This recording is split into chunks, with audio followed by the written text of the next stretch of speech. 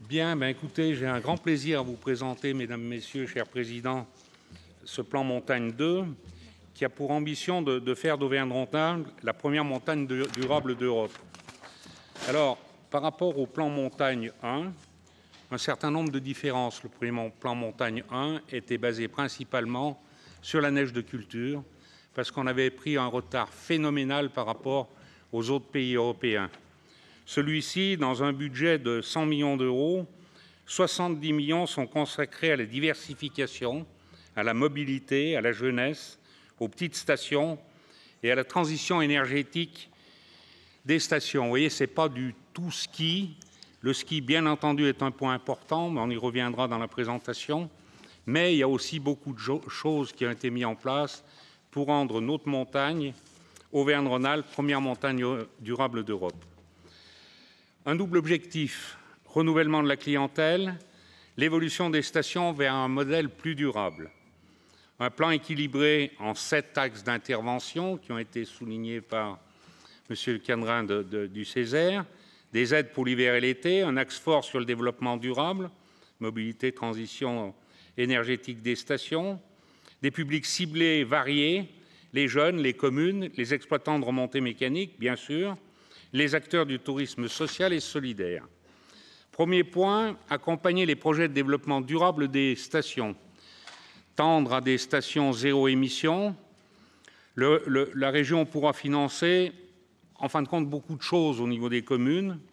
Ça ira de l'éclairage public en LED à la production d'énergie renouvelable sur les domaines skiables, en passant aussi par l'installation de panneaux photovoltaïques sur les écoles, les bâtiments publics, sur la mairie, sur la gendarmerie, sur la salle des fêtes.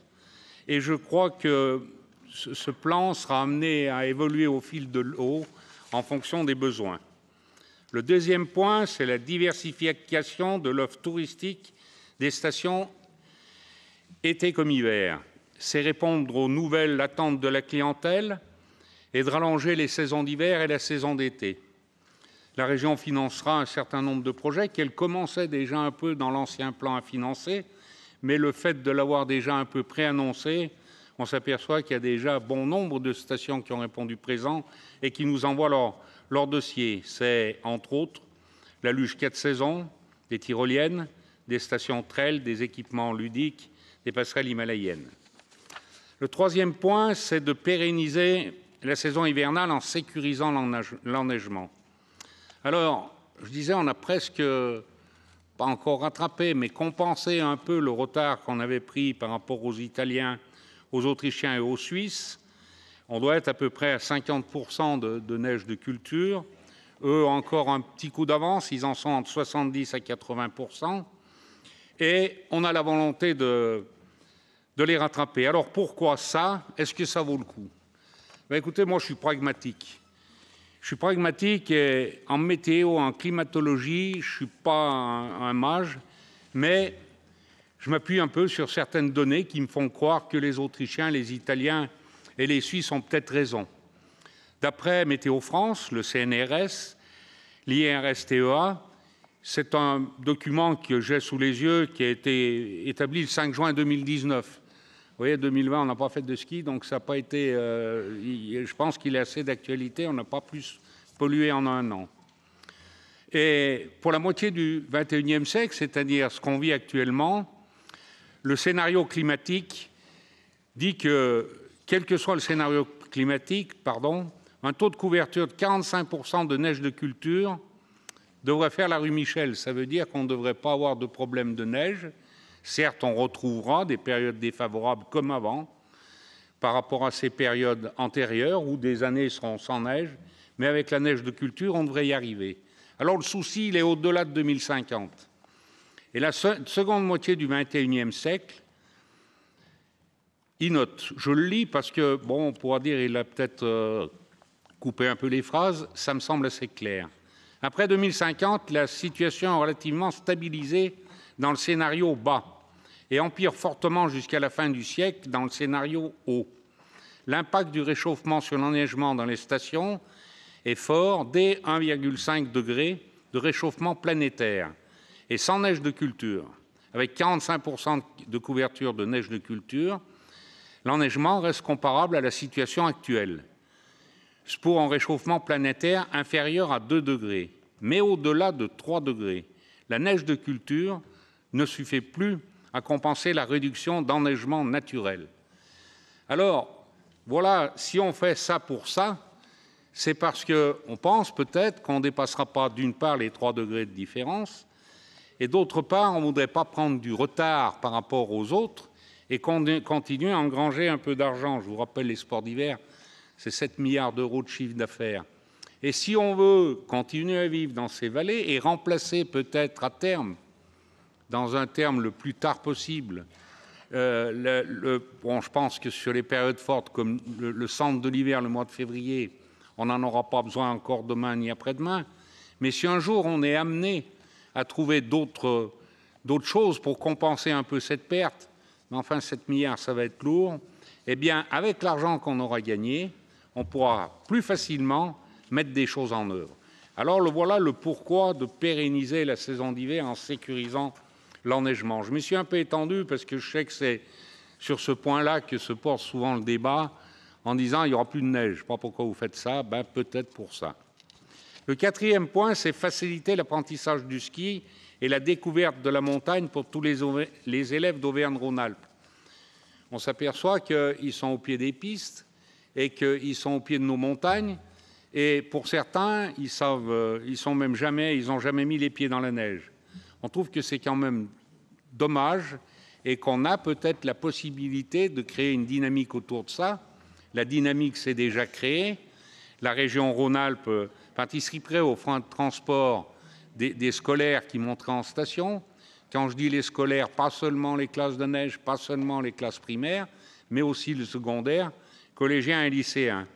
Et puis, ça a l'air de marcher, cette idée, puisque déjà 2 grands départements de ski ont dit qu'ils participaient. Ils ont signé une lettre d'intention avec le président Laurent Wauquiez le 16 septembre au Grand Bornand. Ce sont la Savoie et la Haute-Savoie. Le 5e point, c'est améliorer l'offre d'hébergement des centres de vacances en montagne accueillant des enfants. Je crois que là, il y a le feu au lac, comme on dit, diraient nos voisins suisses. Pourquoi il y a le feu au lac? Parce que personne n'a travaillé pendant une saison. Ils sont un peu complètement à plat. Et il y a l'attrait de dire « et pourquoi on s'emmerde et pourquoi on ne vendrait pas ces centres de vacances pour en faire des appartements ?» On irait faire les beaux peut-être sur la Côte d'Azur, mais pourquoi on ne les vendrait pas, ces appartements? Et si on ne réagit pas tout de suite, nous, pour leur amener des sous, pour essayer de les épauler, on est sûr du résultat. Et après, ça sera quelque chose qui va être irréversible. Et c'est pour ça qu'un effort particulièrement important a été fait dans 2 directions. L'aide à l'acquisition foncière ou immobilière pour les collectivités.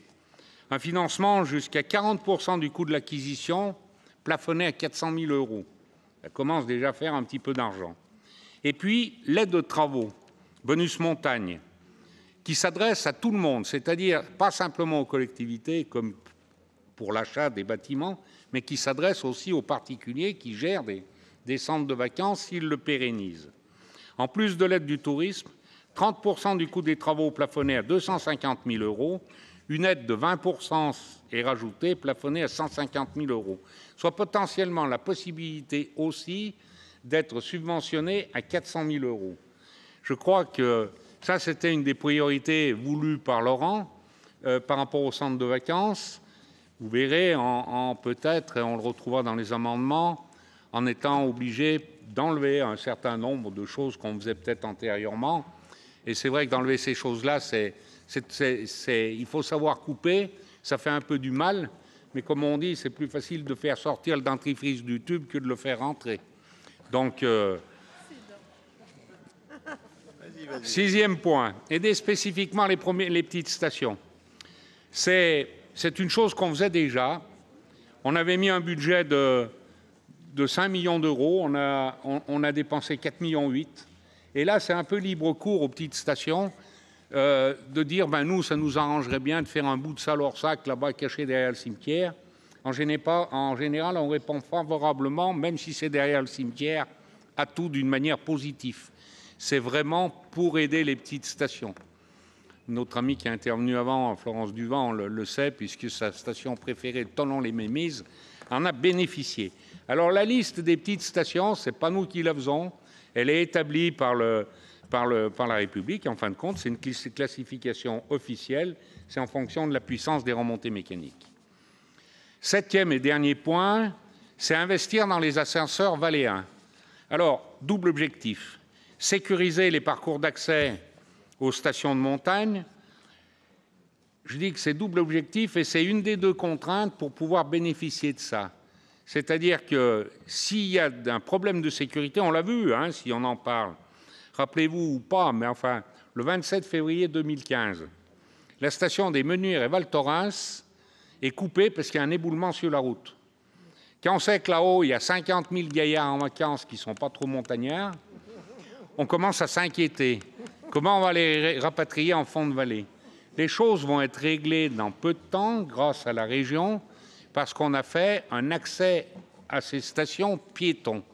Quand je dis piétons, c'est qu'on a mis un ascenseur valléen. Et pour savoir, ça sera une réponse que vous pourrez donner aux gens qui vous demandent, si on considère que c'est un ascenseur valléen ou pas, c'est très simple. Ce n'est pas une remontée mécanique. C'est quelque chose, ce n'est pas pour faire du ski, c'est avant tout pour être piéton. Si vous pouvez y aller en scarpe fine, c'est bon. C'est-à-dire pour ceux qui ne sont pas trop près de l'Italie, si vous pouvez y aller les pieds au sec, en chaussures basses, c'est un ascenseur valléen. Si vous pouvez y aller qu'avec les skis et les chaussures de ski, c'est une remontée mécanique.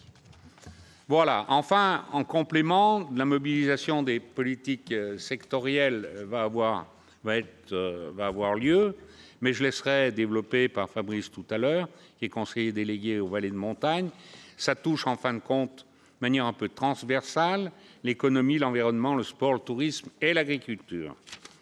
Voilà, mesdames, messieurs, le plan montagne 2. Bravo. J'ai été quand même sorti.